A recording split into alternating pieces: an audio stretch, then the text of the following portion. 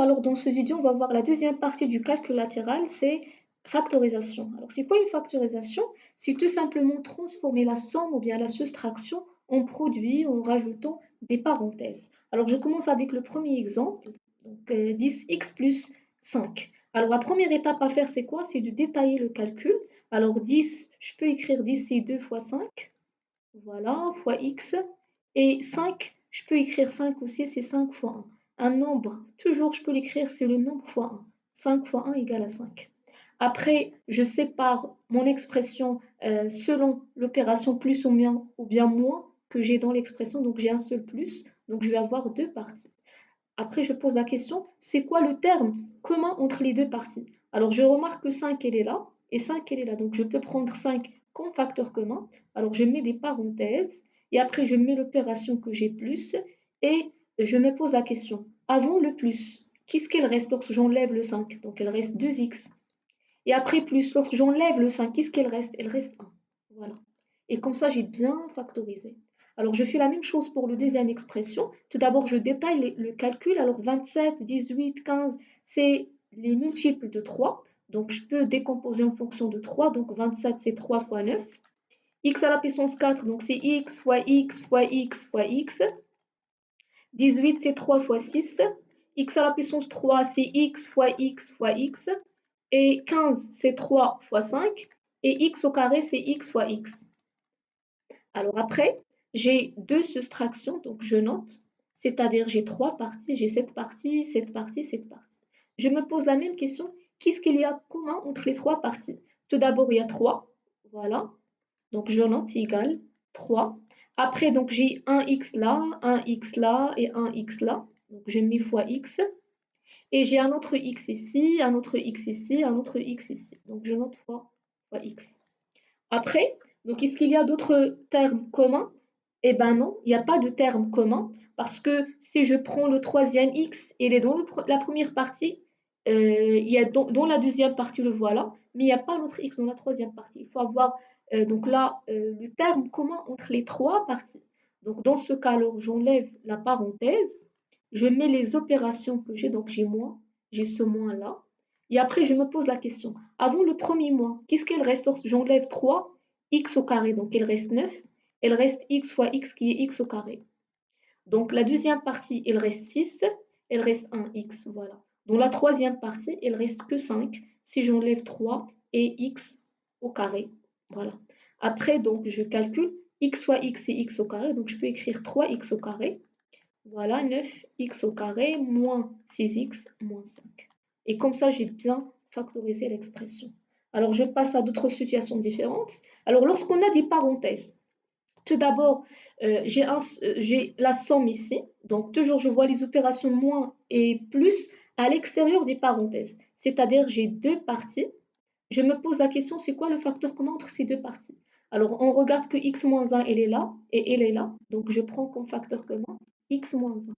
Alors, j'ouvre la parenthèse, je mets l'opération que j'ai donc plus. Qu'est-ce qu'il reste avant le plus lorsque j'enlève x moins 1? Donc, lorsqu'on enlève x moins 1, il reste 2x plus 3. Lorsque j'enlève x moins 1, la deuxième x moins 1, il reste 5x moins 2. Et après, je simplifie la deuxième parenthèse. Alors, 2x plus 5x, c'est 7x. 3 moins 1, c'est plus 1. Voilà. Alors, pour la somme, la soustraction des termes, donc là, en fonction du x, vous pouvez voir le premier vidéo pour le calcul latéral. Alors là, je passe aux exemples suivants. Alors, donc là, j'ai la soustraction. Toujours, je cherche l'opération à l'extérieur des parenthèses. Donc, j'ai une seule soustraction, donc j'ai deux parties. Je me pose la même question, qu'est-ce qu'il est commun entre les deux parties? Donc c'est 2x plus 5, 2x plus 5. Donc je prends facteur, donc là l'expression 2x plus 5. Et après j'ouvre la parenthèse, je mets le reste dedans. Donc si j'enlève 2x plus 5, il reste 3x moins 7. Je mets le moins, voilà. Et là il faut faire attention. Là, je vais rajouter obligatoirement les parenthèses. Pourquoi? Parce que le moins ici, c'est pour toute l'expression, normalement, toute cette expression. Mais je prends facteur 2x plus 5, il reste 5x moins 3, donc je vais recopier 5x moins 3. Si je n'ai pas mis les parenthèses, c'est comme j'ai mis moins seulement pour 5x. Mais non, c'est pour toute l'expression.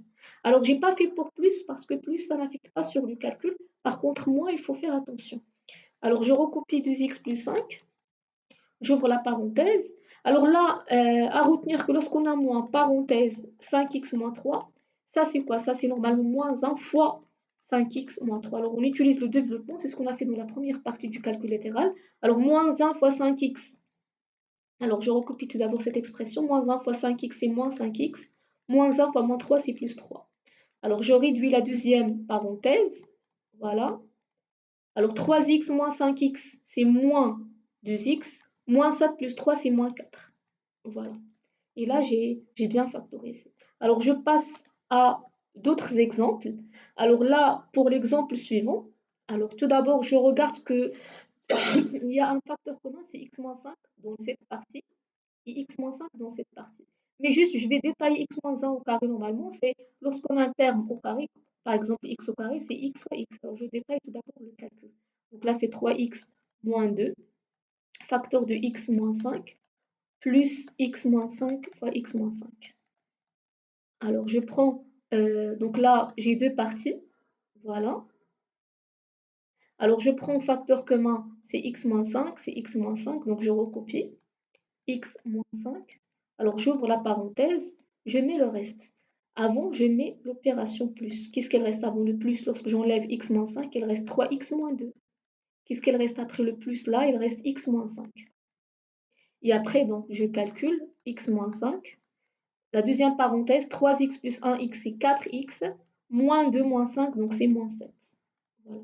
Alors pour le calcul avec des nombres relatifs, vous pouvez voir le premier vidéo pour les nombres relatifs. Alors je passe à l'exemple suivant. Alors pour l'exemple suivant, on remarque qu'il n'y a pas de parenthèse dans la deuxième partie et déjà ça ne se voit pas le facteur commun.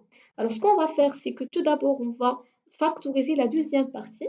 Alors comment? Alors f égale, je recopie la première partie, 7x moins 2, facteur de x moins 9, plus, je détaille 14x, c'est 7 fois 2, fois x, moins 4, c'est 2 fois 2.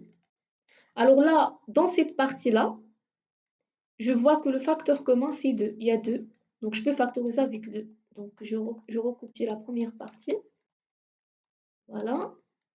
Plus. Alors, je factorise avec 2. J'ouvre la parenthèse. Je mets l'opération moins. Alors, lorsque j'enlève 2, il reste 7x. Lorsque j'enlève un 2 ici, il reste 2. Voilà.